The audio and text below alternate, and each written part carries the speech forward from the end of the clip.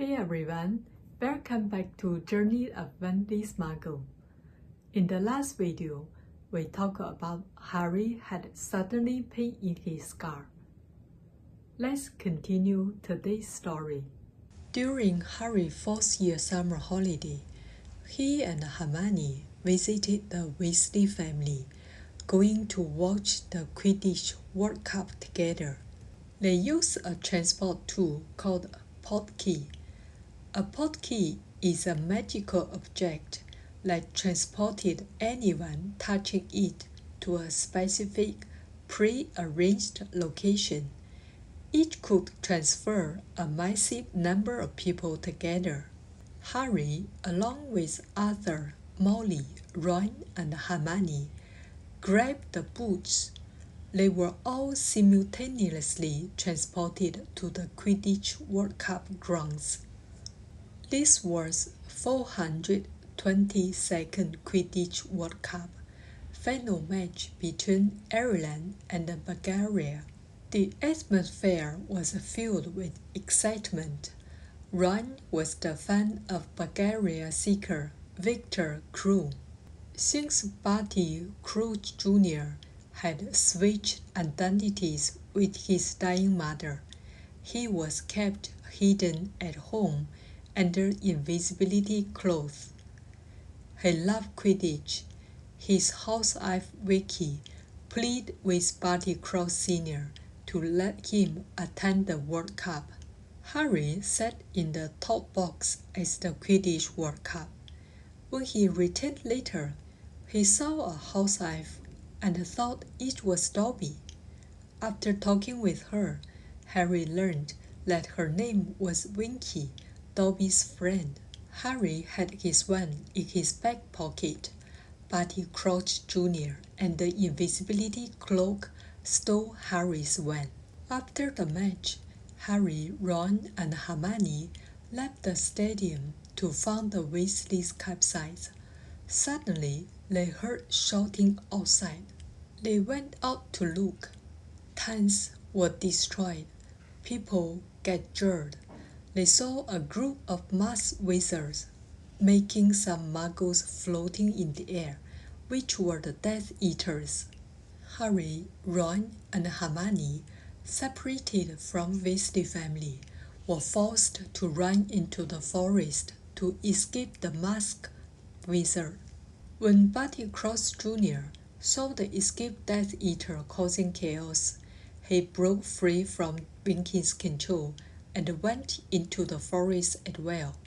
He used Harry's wand to cast the dark mark into the sky. A while later, ministry officials, including the Fudge and the Barty Crouch Sr., arrived at the spot where the mark appeared. There they found Harry, Ron, and Hermione, and the housewife Winky. Harry recovered his lost wand. The officials then used a revealing spell to discover the last spell the wand had cast. It was clear Harry couldn't release the dark mark, but Winky, bound by loyalty to her master, refused to tell the truth. Since no one was harmed, the ministry officials decided not to punish Winky and left the forest soon after. Later, Barty Crouch Sr. returned and handed Winky a piece of clothing, setting her free. Unlike Dobby, Winky wanted to keep serving her masters. Being dismissed made her feel lost and homeless, and she burst into tears in the forest. Barty Crouch Sr. brought her son back home.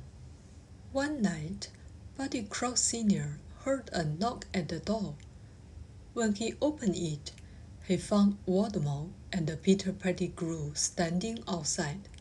Voldemort immediately placed him under Imperius curse. Voldemort, Pettigrew, and Barty Crouch Jr.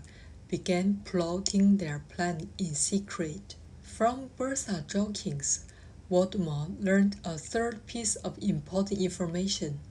The new defense against dark arts teacher at Hogwarts was Mad-Eye Moody. A few days later, Peter Pettigrew and Barty Crouch Jr.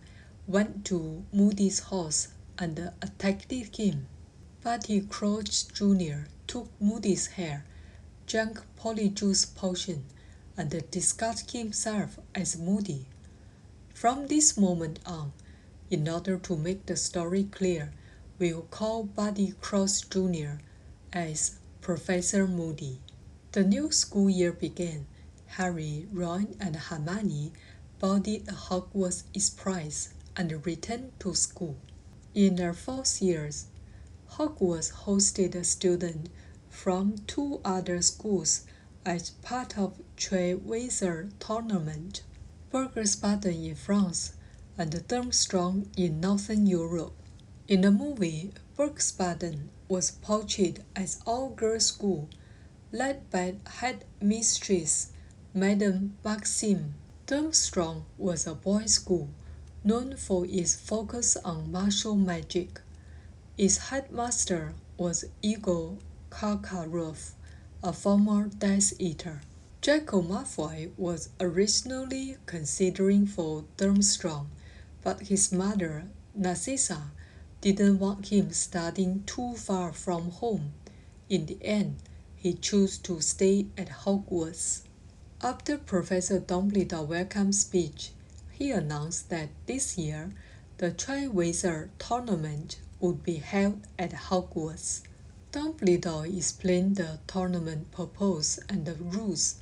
He introduced the Goblet of Fire, a powerful magic object that could choose one of champions from each of the 3 participating schools. Only students 17 or older could enter their names. Younger students were strictly forbidden. When the flame finally turned red, it chose the champions: Cedric from Hogwarts, Fleur from Berchtesgaden, and Victor Krum from Durmstrang. Cedric was a Hufflepuff student at Hogwarts, a prefect and a captain of the Quidditch team. In the previous year, during the match between Gryffindor and Hufflepuff, Harry fell from his broomstick when Dementors appeared on the field. Cedric caught the snitch, but later insisted the victory shouldn't count since Harry had been attacked.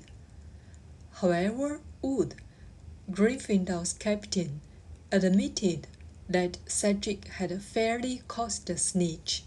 Everyone thought the selection was over, but suddenly the flame flared up again. A false piece of parchment shot out of the Goblet of Fire, and it read Harry Potter. Harry had no idea why his name appeared in the Goblet of Fire. From his sharp pain in the scar to this shocking moment, it was clear his 4th year at Hogwarts would be far more peaceful. What would happen next? That's the end of story today. Thanks for watching and see you in the next video.